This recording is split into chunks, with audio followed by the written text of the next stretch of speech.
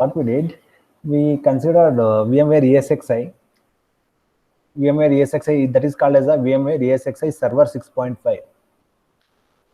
So that was installed upon the bare hardware. It means we took an example of a dedicated server. Upon that, VMware ESXi was installed.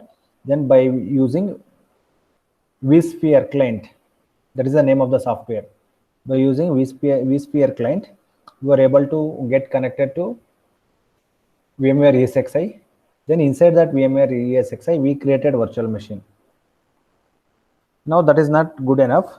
So when we create virtual machine, at the same time we should designate its purpose. So our purpose was to host the application. Hence, we selected some operating system, some server-based operating system, Windows operating system we installed.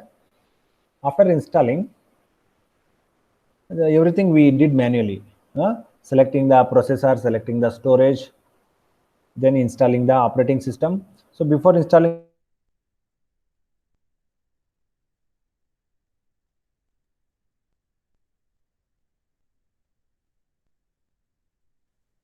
we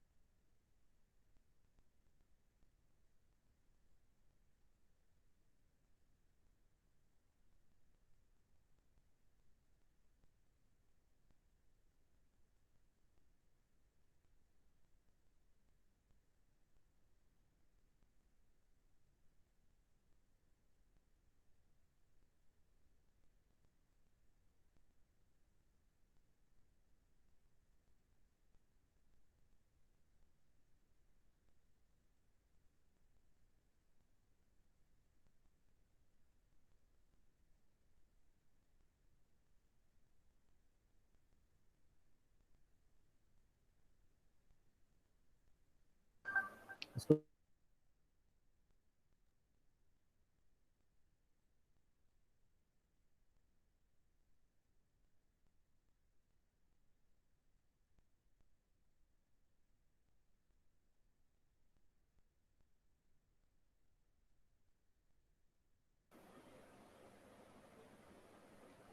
Hello, students, can you hear me? Yes, sir. Now. Yeah. See that in that example, we were able to select all the hardware components that are required for us, including processor, then storage, then I/O channels, and so on. And after that, we install the operating system manually, just like how we install in our own system, in our local system.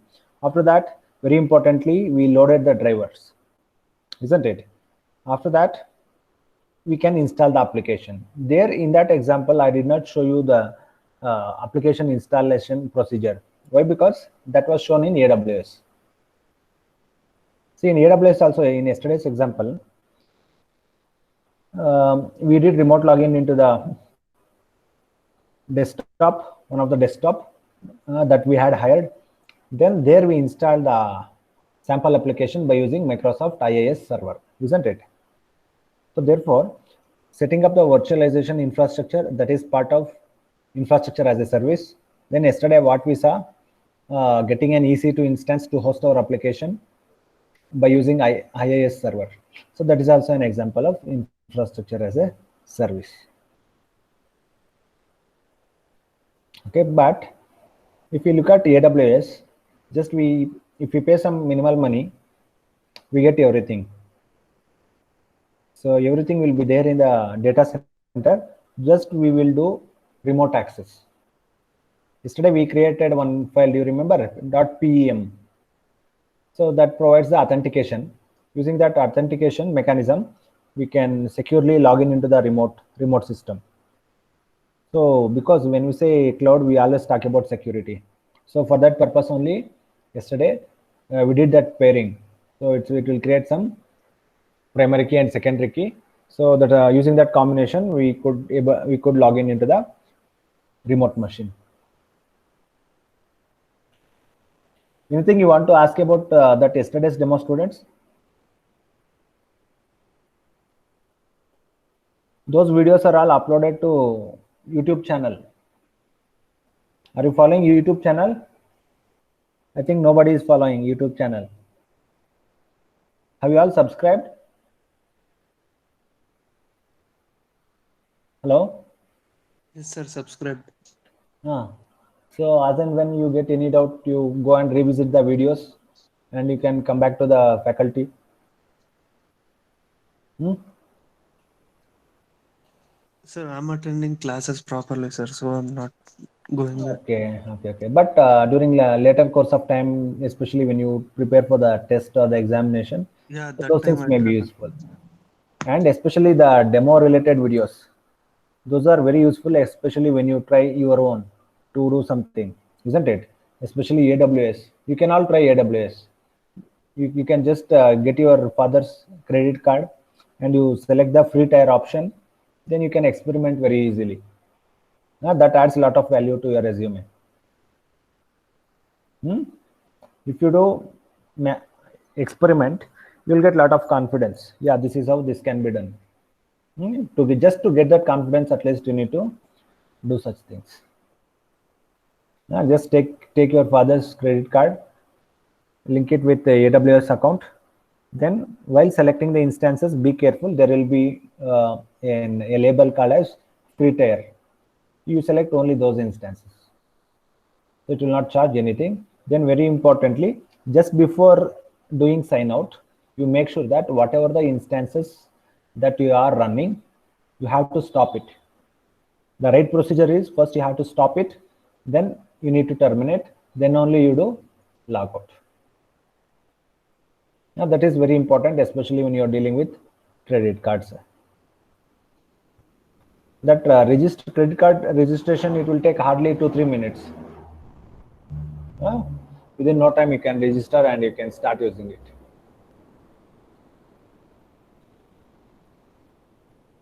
Students, now we'll some information. Let us see more about Amazon Web Services.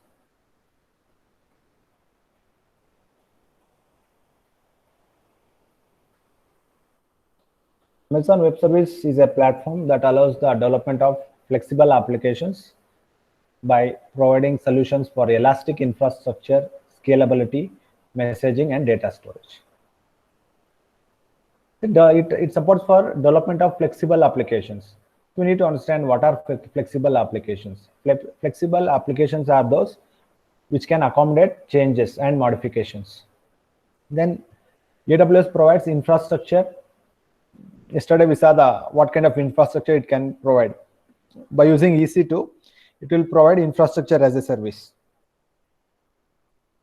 What is EC2, students?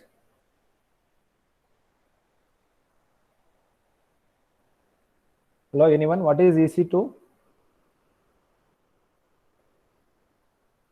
Anyone? Junjar Singh, Gangubai, Purti, Arjun. Sir, it Hello. is an Amazon Yeah. What is Elastic EC2? Compute. What is the full form of EC2? Amazon Elastic Compute Cloud, sir. Yeah, Compute Cloud. Elastic Compute Cloud. Yes, So sir. by using that, yeah, it's actually it's a container. It contains a bundle of resources.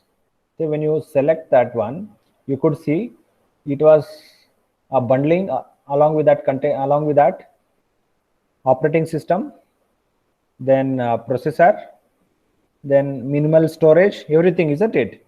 It's a complete package. Then in infrastructure scalability, since it is cloud, you can always scale the resources. You can scale it up or you can scale it down. Depending upon your application requirements, you can scale up or scale down the resources. Then it supports for messaging and data storage.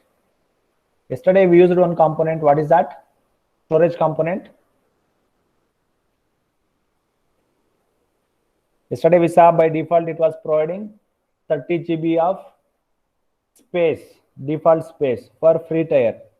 If you want more than 30 GB, you are supposed to pay money, isn't it? What was that storage? EBS, Elastic Block Storage, that was provided. In that space only, our application will be hosted. and the data whatever generated from the application, so that will be utilized as part of that 30 GB itself. In case if it is exceeding that 30 GB, it will create an alert so that later during later course of time we can take a call to increase the resource, that is especially the memory or whatever the resource that we want. Then AWS supports varieties of guest operating systems. That also yesterday we saw. It was supporting Oracle based virtual machines. It was supporting. See, when I say guest operating system, especially when you take the example of server systems, most of the times instead of installing the guest operating system, directly we install the hypervisor. You could see some Oracle. Okay, yesterday some example was there, Oracle hypervisors. Okay, that also we can do. It need not be an guest operating system itself. What happens upon the bare hardware, if we install virtualization layer or a hypervisor, it will take the position of operating system. Then the platform is accessible through SOAP or RESTful web service interfaces. What is this SOAP and REST? SOAP and REST are the APIs which will support for communicating using web services.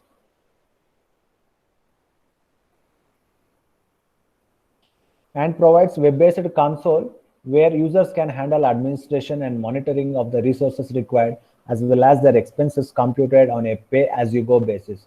Yesterday we saw, isn't it? So what kind of console it provides, and what are how the various functionalities are categorized. That means various services are categorized under data storage, communications, computing facilities, and so on, isn't it? Then at the same time, we also saw how we can manage the resources, and it will also generate graphs and other statistics so that it makes sense for us, like what are the resources that we are using, how much is the consumption, how much is remaining. And at the same time, so there are options wherein we can pay in the beginning itself, that is upfront commitment we can give, or by linking the credit card we can pay after a month. And at the same time, there are plans available for 1 month, 1 year, 3 years, and so on. Depending upon our needs, we can select appropriate pricing models. Now let us see under compute services, what are all there.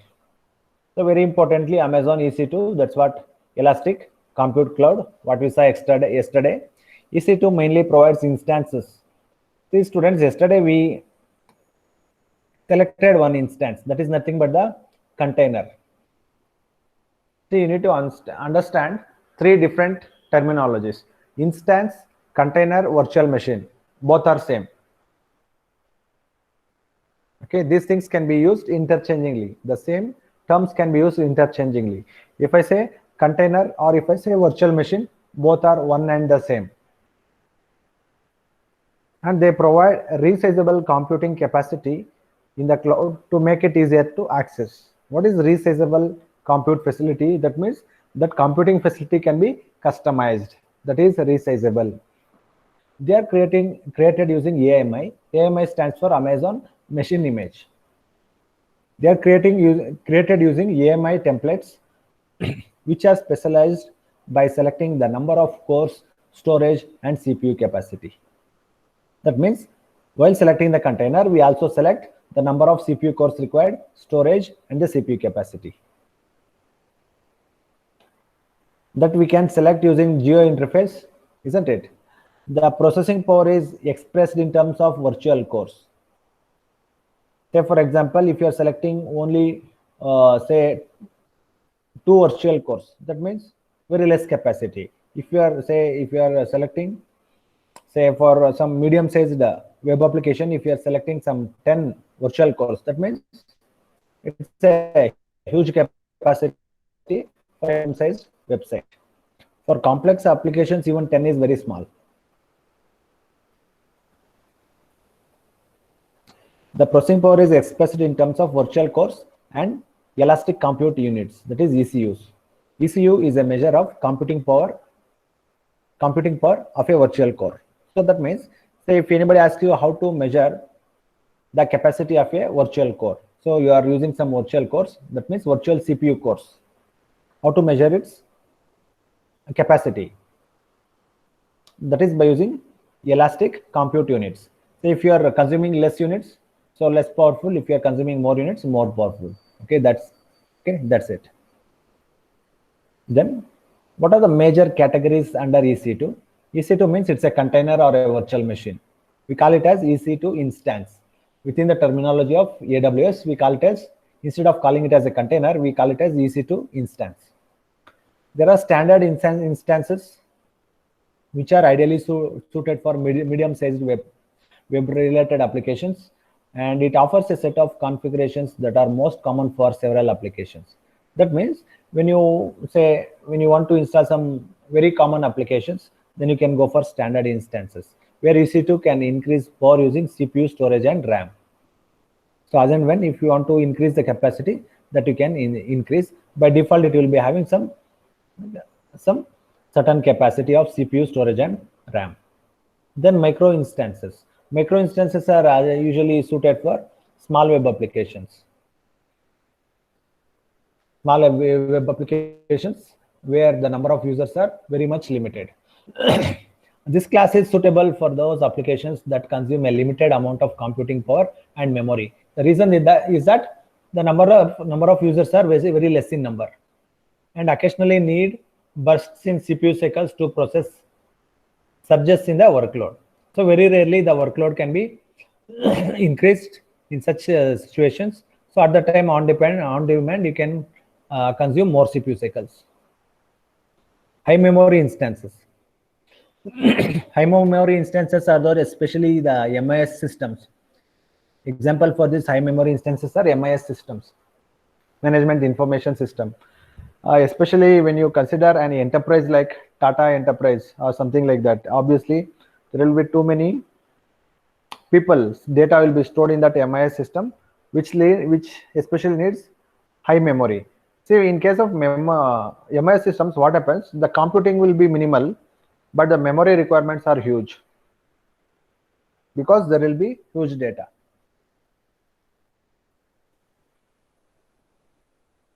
Then high CPU instances. The high CPU instances we use especially to perform some scientific calculations. To perform scientific calculations, we use high CPU instances. High CPU instances are those where the more emphasis is on processing power rather than the quality of service. This class targets compute intensive applications. Two configurations are available where computing power proportionally increases more than memory. As I told, the main emphasis is on processing rather than quality of service. Example, HPC systems. Scientific calculations, simulations, those are the examples for high CPU instances. Then cluster compute instances. So where we may have where we need clusters to process data, in such occasions we can use cluster compute instances. Once again, HPC, all HPC based applications. Say for example, you want to run one very big simulation, say for especially in laboratories, when they simulate genes or something like that, when they are doing DNA simulation, gene simulation, so obviously they need a lot of computing power, and obviously they use clusters, that is HPC based clusters. That service is also provided by AWS, and the type of instance is called as cluster compute instance. Then cluster GPU instances. The GPU means HTC, high throughput computing. Example, video streaming applications. Those are the example. And another example, web portals that contains a lot of graphics related stuff. Then gaming applications which contains flex and graphics related content. To process such things, cluster GPU instances are very much useful. So the better example is video streaming applications. Say for example, if you want to host one similar application, say one application which is similar to YouTube.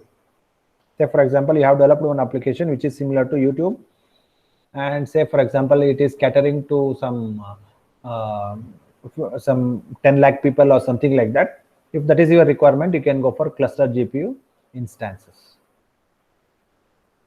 And AWS integration. EC2 integration with other AWS services. That means now we need to understand what is the relationship. See, EC2 is one container. So what it contains? It contains Amazon EBS, it is Elastic Block Storage, which provides storage related facility. Just like it will act like just our secondary storage. Then Amazon CloudWatch. Students, can you tell me about Amazon CloudWatch? What we can do with that?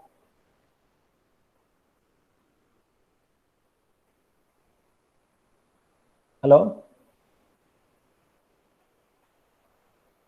Hello, students. Yesterday we saw Amazon CloudWatch. Hello? Hello? Hello, can you hear me? Arjun? Hello? Hello, Arjun? Yes, sir. Sir, Arjun is not here. Yeah, okay. Tell me what we can do with Amazon CloudWatch.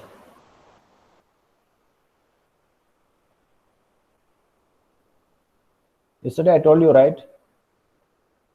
We can get the information about what are the resources that we have launched, what is its consumption. You can extract the statistics. Then you can take a call on pricing. Should I continue with this consumption so that pricing will be okay for me, or should I tweak it to balance the pricing? Or okay, such decisions can be taken easily by using Amazon CloudWatch. It is a service. It's a web service available as part of Amazon AWS. Then Amazon Virtual Private Cloud. See, yesterday I told, so even when you are a single user, when you are hiring some of the resources, Amazon will create you one virtual private cloud for you.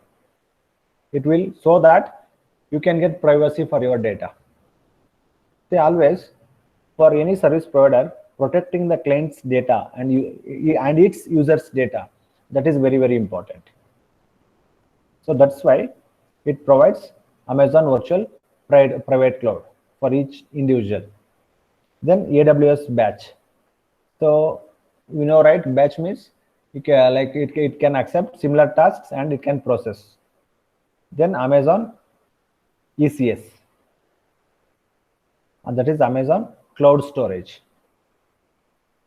So that is very much essential, especially say if you are running some email-based service.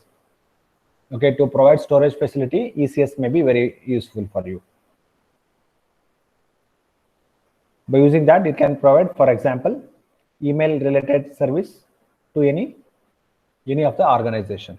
So all its data will be stored in ECS.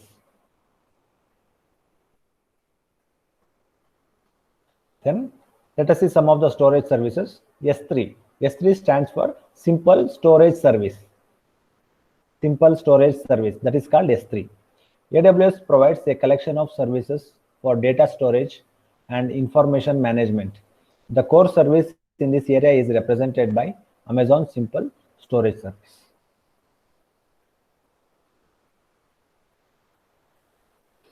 So it provides a collection of services for data storage and information management. So that will be taken care by S3.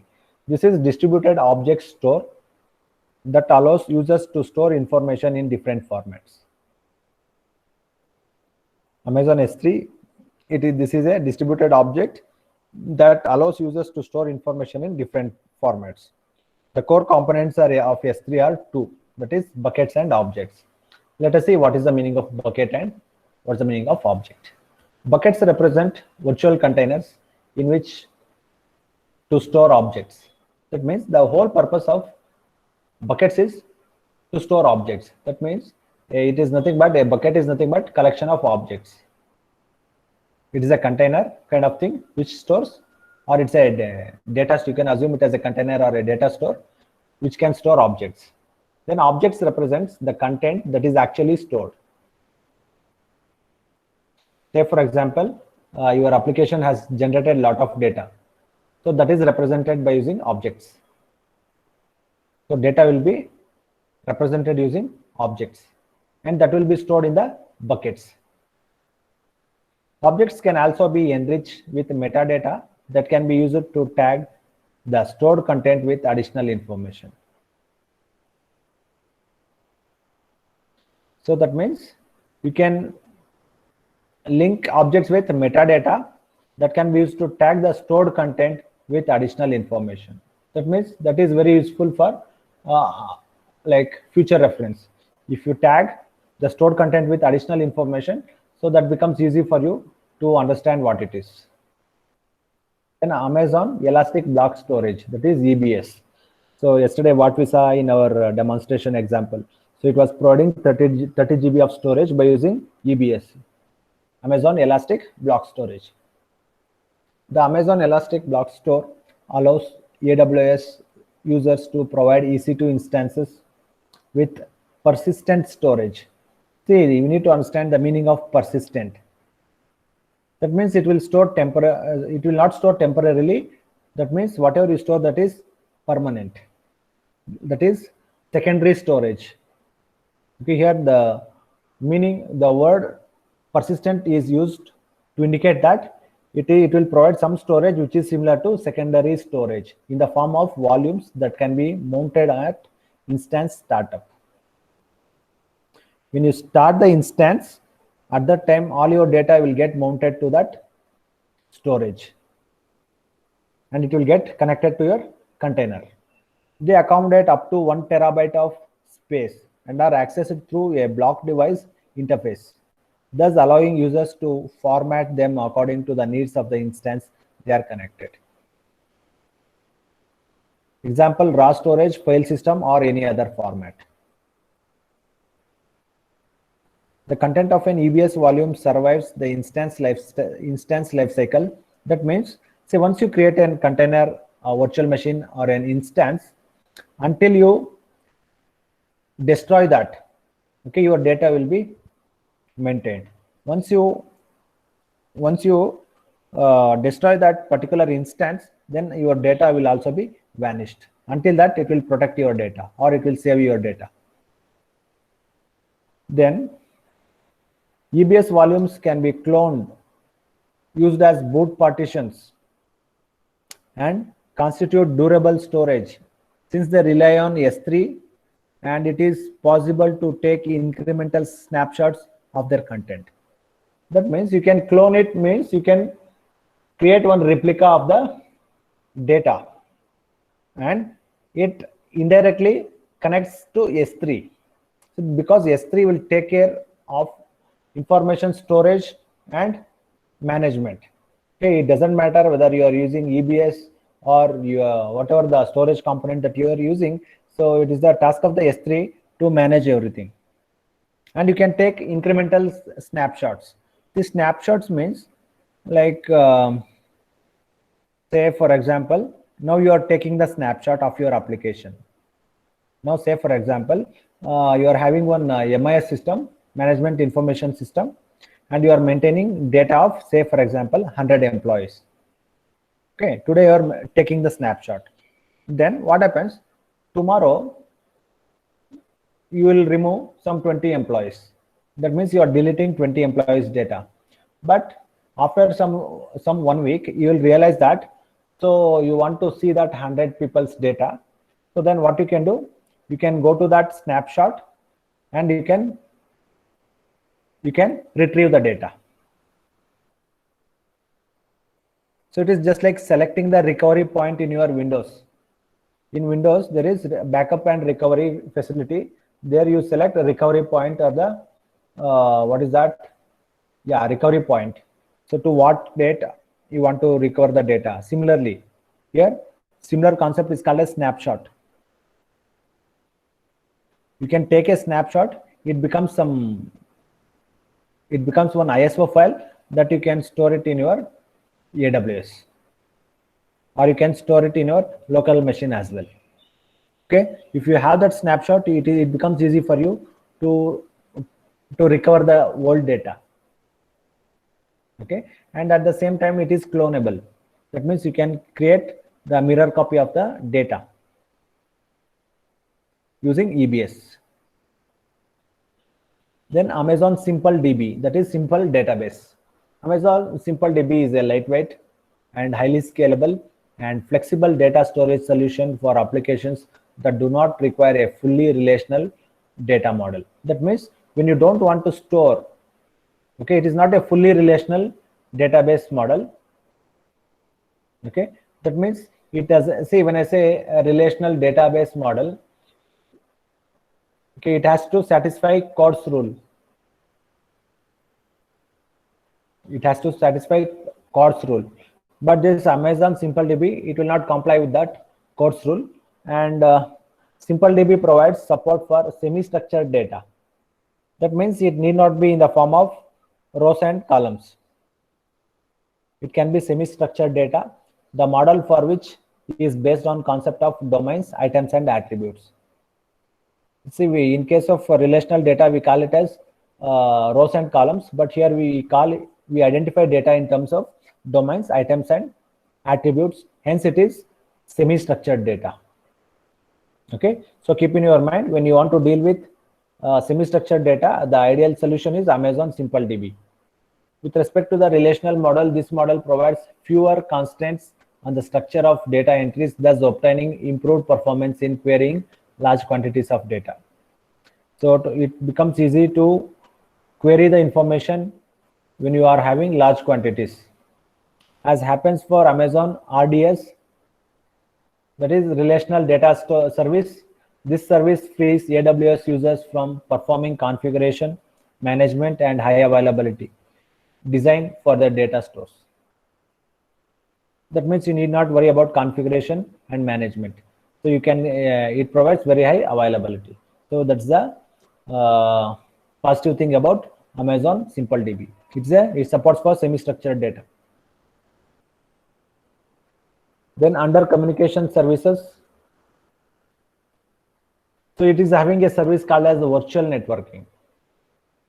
Say when you want to interact with a remote system, or when you are getting connected to the remote system, obviously networking comes into the picture. So all that networking, and that networking is virtual network. Okay, to achieve that virtual networking, whatever the steps have to be taken, that will be taken care by AWS. You need not worry about, so how to set up the network connection, what protocol to use, what kind of security to use. You need not worry. That will be taken care by Amazon, and that facility is called as virtual networking. Virtual networking comprises a collection of services that allow AWS users to control the connectivity to and between compute and storage services. Okay, see, when you say communication, which are the two entities that we should to know? That is to and between compute and storage services. Compute means your application. Storage means data store, where your data is stored. Okay, in between them, we need to set up a virtual network. So that will be taken care by virtual networking. Amazon Virtual Private Cloud, that is VPC. Even yesterday for us, AWS had set up one VPC because to protect our data. And Amazon Virtual Private Cloud and Amazon Direct Connect provide connectivity solutions in terms of infrastructure. Route 53 facilitates connectivity in terms of naming.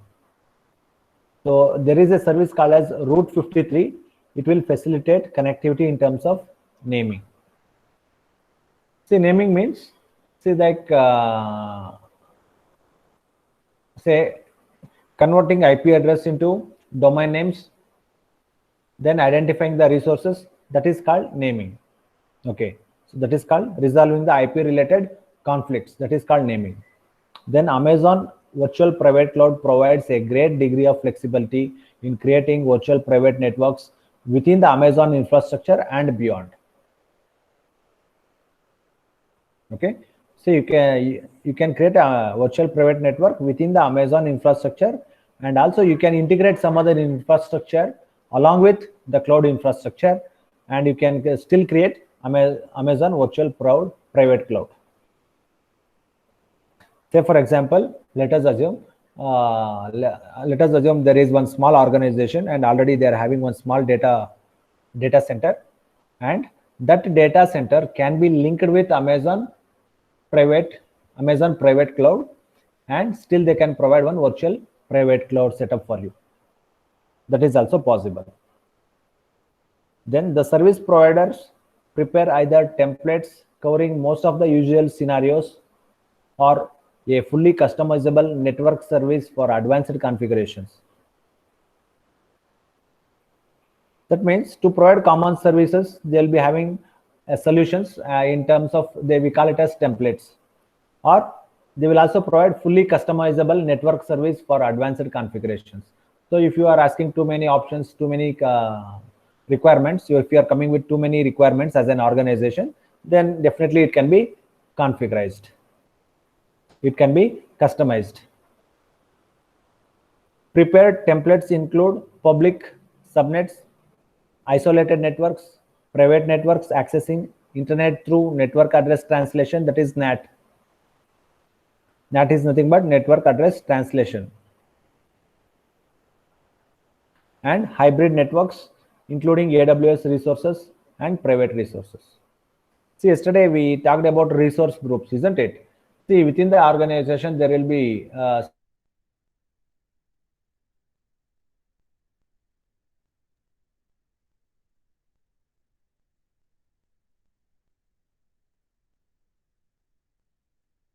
okay, but every employee must be part of one resource team. Okay, while accessing the resources, if you do not select any resource group, by default it will make you part of some particular resource group, and that is for security reason. To apply privileges, you have to be part of some resource group. Resource group are there as part of security concern. Amazon Direct Connect allows AWS users to create dedicated networks. That means we can only create our own network by using a service called as Direct Connect between the user private network and Amazon Direct Connect locations called ports. They call it as ports. This connection can be further partitioned in multiple logical connections. See, just like okay, when you get internet connectivity to our college, we can still do subnet. We can create some subnetworks. Say for example, one department, one subnet, like that. Here also such partitions can be, logical partitions can be done, and give access to the public resources hosted on the Amazon infrastructure. Then Amazon SQS, that is simple queue service, that is part of communication services. Amazon SQS constitutes disconnected model for exchanging messages. So look at the term disconnected model for exchanging messages between applications by means of messaging queues. So why they are using disconnected term? Because each application is different. See, totally two different application softwares can exchange messages by using Amazon SQS. So that's the point here. And they are hosted within the AWS infrastructure. Using the AWS console or directly the underlying web service AWS, users can create an unlimited number of message queues and configure them to control their access. Applications can send messages to any queue they have access to. That means users can create message queues. So those message queues will decide from where to where you can send the messages. And two different applications can send the messages by using SQS. Then additional services. So CloudWatch, yesterday we saw with the demo.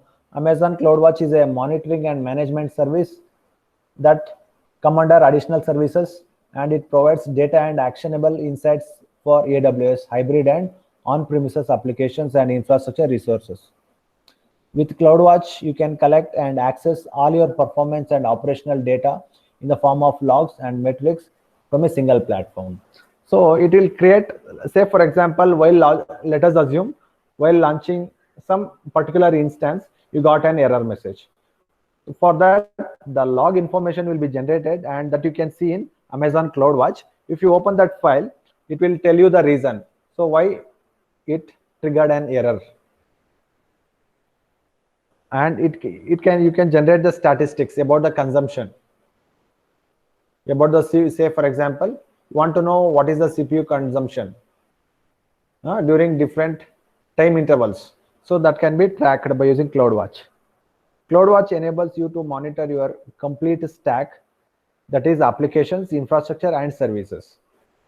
Okay, look at here. The meaning of stack is it constitutes applications, infrastructure, and services, and leverage alarms, logs, and events data to take automated actions and reduce mean time to resolution. So MTTR means mean time to resolution. So when any bug occurs or any error occurs, so that has to be resolved within very minimal time. So that is called mean time to resolution. This frees up important resources and allows you to focus on building applications and business value. So therefore, Amazon CloudWatch is a monitoring tool which will increase your confidence, so that you can easily monitor all the instances, and you can also achieve better business value. Since it is trackable, you can achieve better business value. Then finally, Amazon flexible payment services. So already I have told, payment services are very much flexible. You can select for a month, for a year, for 3 years, and so on. And at the same time, you can start consuming the resources by paying some advance amount, or by paying partial amount, or by linking your credit card. So all these are the possible options with Amazon AWS. That's all for today, students.